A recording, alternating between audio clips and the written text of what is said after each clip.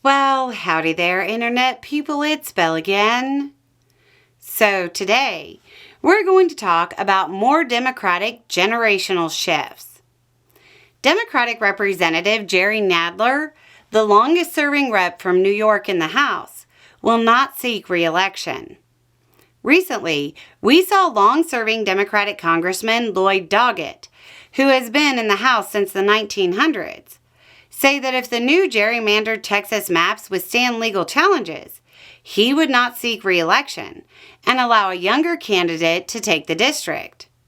At the time, I said we'd likely see more older Democrats step aside for younger candidates. So this pattern was expected. I didn't expect it to be Nadler. In an interview, Nadler said that watching Biden drop out of the 2024 race was kind of a moment of decision for him. It led him to the conclusion that there was a, quote, necessity for generational change in the party. He went on to say, quote, I'm not saying we should change over the entire party, but I think a certain amount of change is very helpful, especially when we face the challenge of Trump and his incipient fascism. That's remarkably similar to Doggett's statement of, quote, I prefer to devote the coming months to fighting Trump tyranny and serving Austin. That's not where the similarities end. They're both 78 years old and have both been serving in Congress since the 90s.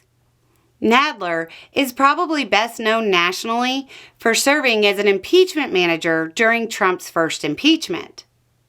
What a sentence. First impeachment. Nadler is a major figure in the Democratic establishment, and New York's 12th district is a ridiculously safe blue district. Democratic candidates routinely win 80 to 90% of the vote there.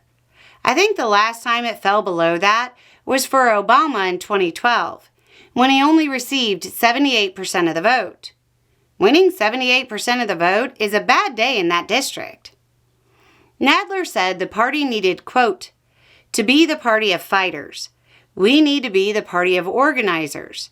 We need to be more generationally relevant, better organized, and ready to fight. The most likely person to take over Nadler's district, unless the political winds shift, is Liam Elkind. He's a community organizer, Rhodes Scholar, and he's just 26 years old.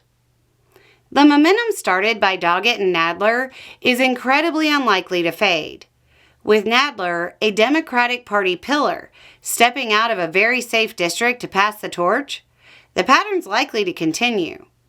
Now the question is whether or not the younger candidates can package their popular policy ideas in a way that's electable. You would think good policy alone would be enough to win elections, but if it was, well, we wouldn't be arguing about tariffs, the CDC, and PR stunt deployments of troops.